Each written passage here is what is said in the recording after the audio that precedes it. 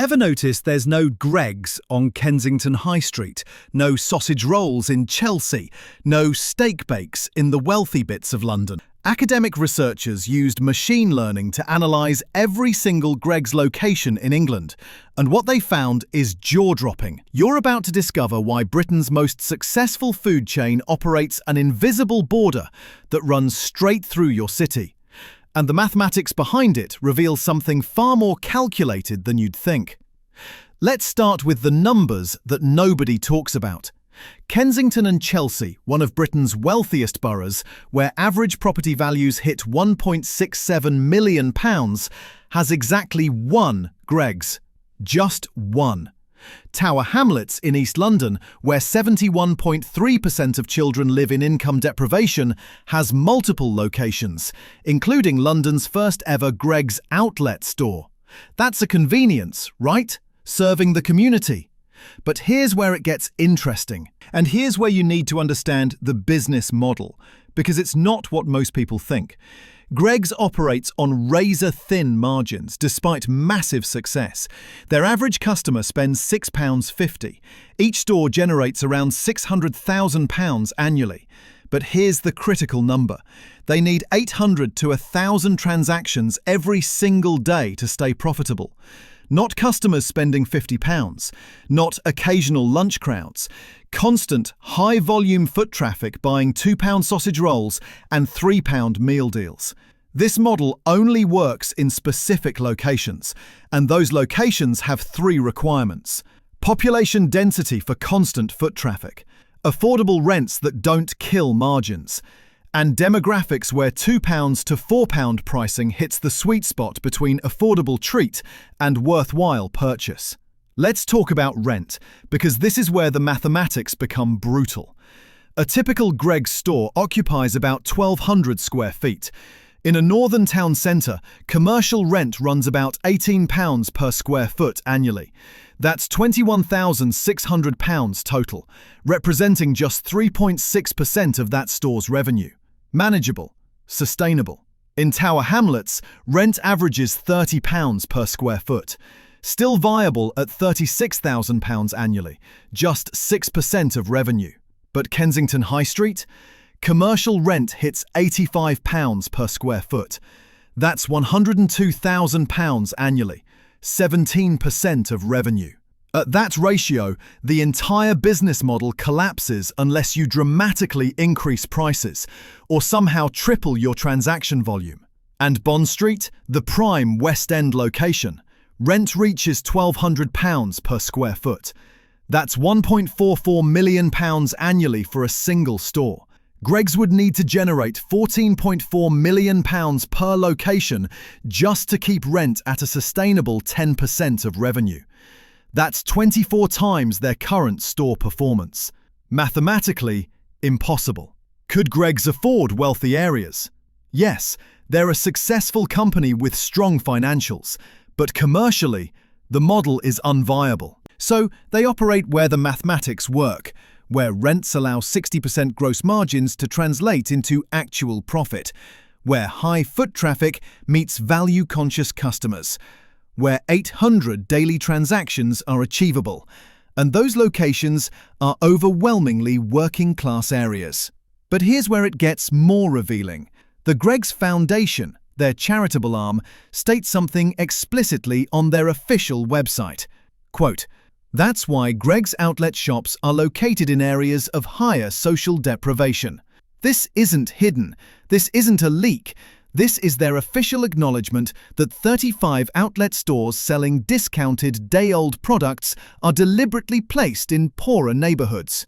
They frame it as community service, providing cheaper food to people who need it most. And that might be genuine, but it's also confirmation that the company conducts detailed socio-economic analysis of every location. They know exactly where poverty concentrates. They know the demographics of every postcode, and for their outlet strategy at least, they explicitly target higher deprivation. Now, the outlet stores represent just 35 locations out of 2,500 plus stores nationwide. The broader pattern emerged differently.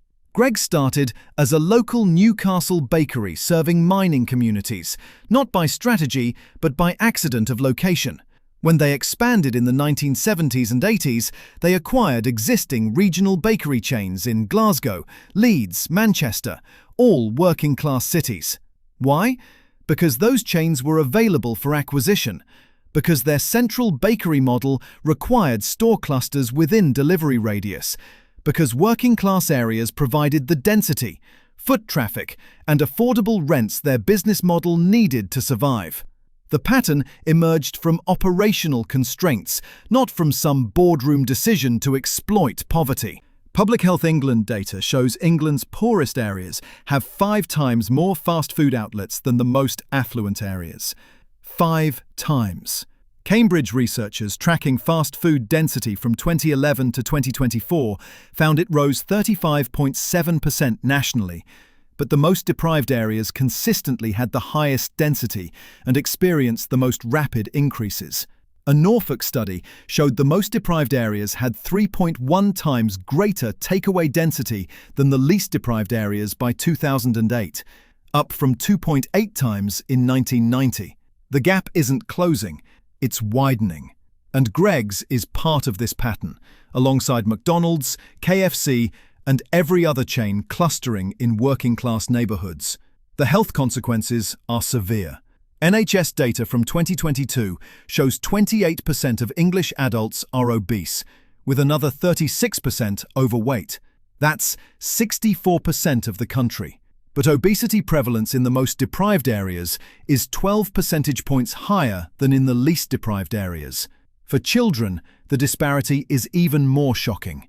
The National Child Measurement Programme found that in reception age, 9.6% of children are obese. By year 6, it's 22.1%. But in the most deprived 10% of areas, obesity rates hit 25.8% for 10 and 11-year-olds. In the least deprived areas, just 5.8%. That's 5.4 times higher obesity rates in poor areas. Barking and Dagenham, a working-class East London borough, has 31.7% of Year 6 children classified as obese. Richmond-upon-Thames, one of London's wealthiest boroughs, has 12%. A Leeds study of 33,594 children found significant correlation between fast food outlet density and child obesity. The combination of highest fast food exposure and lowest income created 2.43 times greater odds of obesity. The NHS spends £6.5 billion annually treating obesity and related illnesses, and diet-related illness disproportionately affects low-income groups. Over 1.2 million people in the UK live in what researchers call food deserts, low-income areas with limited access to affordable fresh produce. The Social Market Foundation found 18% of areas in England and Wales qualify as food deserts, and 41% of households in these food deserts don't own a car, meaning they can't easily travel to supermarkets in other areas. Meanwhile, Glasgow research showed the most deprived areas had twice the convenience store density of wealthy areas. Sounds good, until you realise convenience stores charge higher prices than supermarkets and stock limited fresh produce. So these communities face a double burden: high density of fast food outlets, limited access to affordable, healthy alternatives, lower incomes reducing purchasing power, and time poverty, increasing reliance on convenient, ready-made food. Premium chains follow the exact opposite pattern. Waitrose has 329 stores nationwide, heavily concentrated in South England and London. Academic research confirms properties near Waitrose are 2.5 times more expensive in urban areas. The chain deliberately targets affluent, professional-class shoppers. Their most northerly store only opened in 2013 in Stirling, Scotland.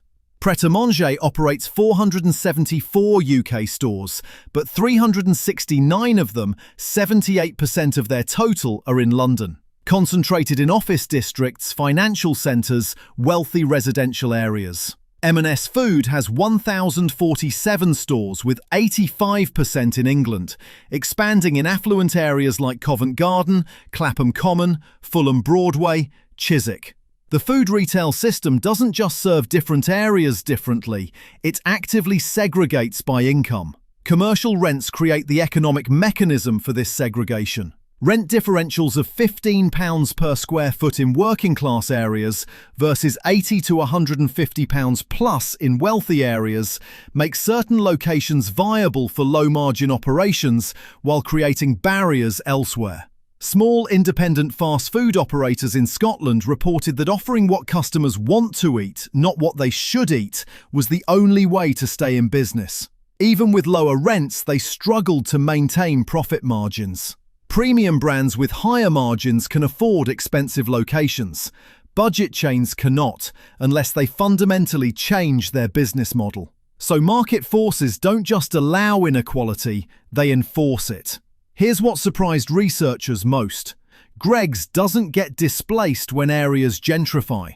Brixton saw commercial rents triple from 2006 to 2024. The area experienced extensive gentrification, with property prices increasing over 50%. Traditional businesses were pushed out, but the Greggs location at 4 Electric Avenue, Brixton, is currently operating in 2025. Tower Hamlets had 12 of the UK's 53 most gentrified neighbourhoods between 2012 and 2020. Spitalfields saw income increase 45%. Shoreditch transformed from working class to Silicon Roundabout tech hub, with premium chains like Dishoom and Pret moving in. Greggs stayed. Why? Because they positioned themselves as a guilty pleasure for middle-class professionals, not just cheap food for poor people. The vegan sausage roll, launched in 2019, specifically targeted younger, affluent demographics. They expanded into Leicester Square, the Strand, even inside Primark on Oxford Street. Their former CEO said, "Greggs is for everyone," and the data suggests they mean it. They'll operate anywhere foot traffic justifies presence, but the mathematics dictate that most of those locations are working-class neighbourhoods. So what does this mean for you? Understanding the system is the first step to navigating it. Greggs isn't uniquely evil. They're not deliberately creating food deserts or causing childhood obesity, but they operate within and benefit from a food retail system that systematically disadvantages lower-income communities. The concentration of affordable, convenient, calorie-dense food in areas with limited healthy alternatives contributes to widening health inequalities. Whether the pattern emerged from commercial logic or deliberate strategy, the outcome is the same. Working-class areas get saturated with fast food, wealthy areas get Waitrose and artisan bakeries, and the gap in health outcomes widens every year. Academic research has concluded that market forces alone will not address food environment inequalities.